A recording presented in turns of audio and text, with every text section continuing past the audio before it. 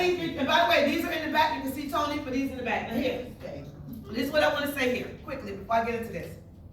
When I first got started, I want y'all to hear me good.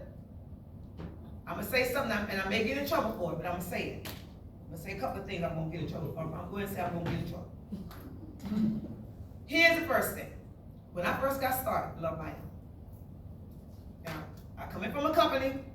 I did 18 years in that company. I felt like I was 18 years at the time. My daddy did 25 years, right? So I'm at 18 years. And I was making really, really good money. We're selling a high-ticketed item.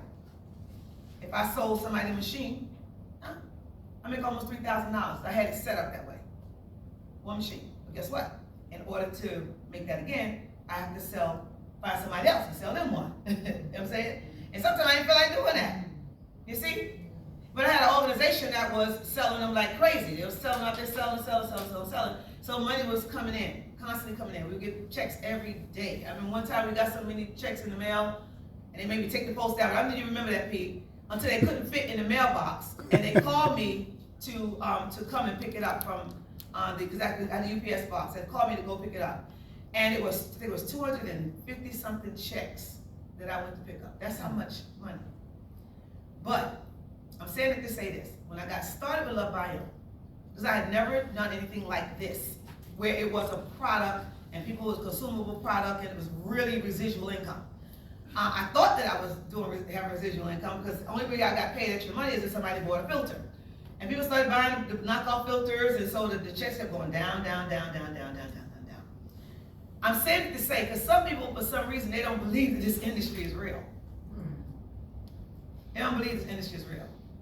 There's a time in that company where I was making well over $100,000 a month. Easy. Wow. When I say easy, easy. My daughters never paid college tuition.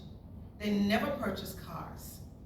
It was always made available to them. If I had to do it all over again now, I'd do it different. Trust me when I tell you. I make them struggle the same way I had to, because they'd appreciate something. Because the last night, a BMW, Mercedes-Benz ain't total, both of them. Anyway, that's another story. Because I'm going somewhere, and I'm starting to feel like I want to reach out and touch her.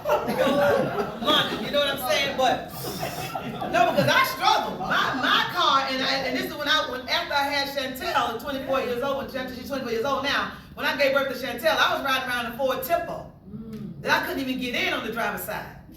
I had to get in on the passenger side and slide over. The leather seats were cut up. My legs was all scraped up. The women in the church were saying that I was being beaten by my husband. And I said, they really don't know me. You know what I'm saying? They really didn't know me. Me being beaten by who? No. They saw both of us in there. His eye would have been black. I might have had some scrapes. But they would have known we both were fighting. It wasn't just one that was fighting. It was two of us that were fighting. You know what I'm saying? And so anyway, that's what I was driving. And I had to work hard to upgrade myself. Nobody gave it to me. Nobody. Think about it. Mama died at 7. Daddy went to prison at 9. Grandma was a homemaker. Granddaddy was a sharecropper. They didn't have many nickels to rub together. Not enough change to make noise. You understand? And then there I was now, an extra mouth to feed. And so when I left South Carolina, I left with a quilt that I made with my grandmother and Miss Cassie, a little bit of clothes in a suitcase, and $50 in my pocket. I kid you not. And the advice the lady gave me is, don't go up there and get on drugs, and don't become no prostitute. She didn't hug me, she didn't kiss me, she didn't say, I love you, I wish you well, nothing. And I had to ride in a seat on a train from South Carolina to New York by myself. To a city that I was scared to death. I mean, they told us, you don't want to go to New York City, they're a bunch of city slickers, they're going to steal your money, they're going to do this, they're going to do that. All the negative things that I heard for so many years, now I'm on my way there, by myself. And so I had to make it work.